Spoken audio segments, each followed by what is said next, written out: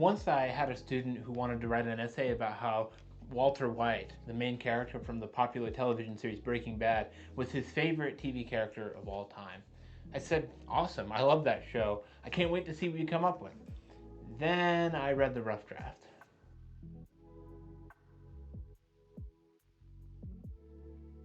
The focus of the student's essay was on how Walter White was an admirable, positive role model. The student looked up to this meth-dealing, murdering, scheming man as a stellar example of masculinity and what it means to stick up for your family. Everything he did was in service of his family, so his mistakes could be forgiven. For this student, Walter White was an ideal. Now, I don't know if you've seen Breaking Bad, but I'm assuming that those of you who have would not be on the same page as this student. Neither was I. It truly felt like this student had watched a completely different show than me. At no point during any of the 62 episodes of that show did I think to myself, this Walter White guy, what an upstanding, moral person. In fact, I would argue, and I think most people would argue, even the writers of the show, that the series is very explicitly telling us what not to do.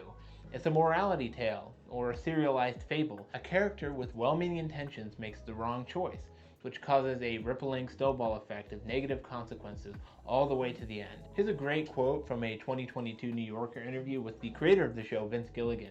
He said, quote, "He had an ego the size of California, and he was always seeing himself as a victim.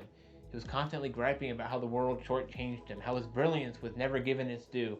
When you take all of that into consideration, you wind up saying, why was I rooting for this guy? How is it possible that the student watched the same show that I did with the same events, plot, characters, and writers, and came away with a completely different, you can even say wrong, understanding of the show?" Here we have a clear case about why media literacy and critical reading are important. Put simply, media literacy is our ability to analyze, comprehend, and create media messages. This can take a variety of forms and mediums: TV shows, movies, advertisements, books, music, social media posts, YouTube videos, TikToks, etc.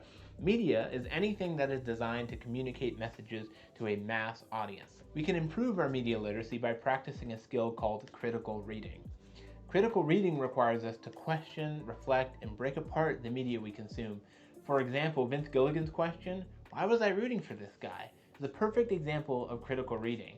It's a question that many viewers of Breaking Bad would likely ask themselves, and rightfully so. That question asks us to reflect on and understand the reasons for why Walter White was such a sympathetic, engaging character, despite the atrocities he commits and the mistakes he makes. We want to like him, desperately. Like Shakespeare's Macbeth, we know he deserves everything that happens to him, yet there's a part of us that pities him. The student in question took the surface appearance of what the show was communicating. Middle-aged family man gets diagnosed with cancer, decides to produce and deal meth to provide for his family, and he took that as the literal meaning and purpose of the show. Gilligan's question asks us to move beyond the surface premise and into something called subtext. Subtext is what is happening underneath these surface events and plot. What's going on in Walter White's mind? What is really motivating and driving his decisions? Heck, what am I thinking? Why am I feeling this way about this character? Critical reading helps us understand the media we consume by asking us to reflect and process it. Rather than mindlessly binging, we begin to critically think about what we're watching, reading, or listening, and we begin to then apply that same skill to ourselves and the world. Critical reading is a prime example of what I've been arguing for with finding your voice. We are constantly barraged by information at a rapid rate, more than any other time in history. Every day we're assaulted with news, movies, shows, ads, influencers, posts, etc. How do we make sense of any of it? How do we know what's true and what's false? The search for truth, understanding, and meaning begins with ourselves. Who am I? What do I believe?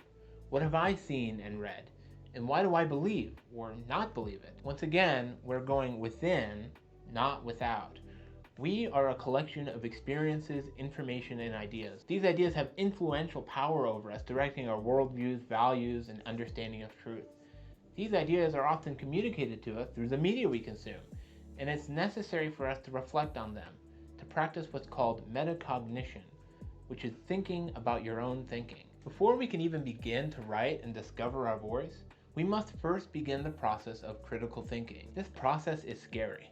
When we begin to critically read and think about what we're watching or listening or reading, we find vulnerabilities, gaps, mistakes.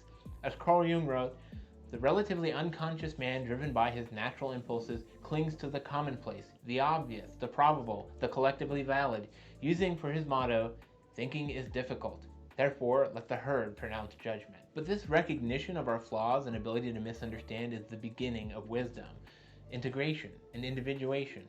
Through this process, we begin to find our voice. Our voice isn't who we desire to be, it's who we really are. Here's some questions to ponder. Have you ever read something, such as an article or a book, which provoked a strong reaction from you, or maybe even influenced your thinking about a certain subject? What was influential about it? Have you ever seen an advertisement that directly caused you to purchase a new product or make various changes in your life? Why did you do it? Has a specific story or narrative, perhaps from a book, film, or TV show, comic, stuck in your memory and had a lasting impact on you? What about it was so memorable? In the next part, we will work to understand how these critical reading skills can be mirrored onto us. A lot of what we've discussed in these first two parts has been interior, introspective. Next time, we will go outside. What can others, our family, friends, classmates, mentors, tell us about ourselves? And how can we get closer to finding our voice by first listening to others?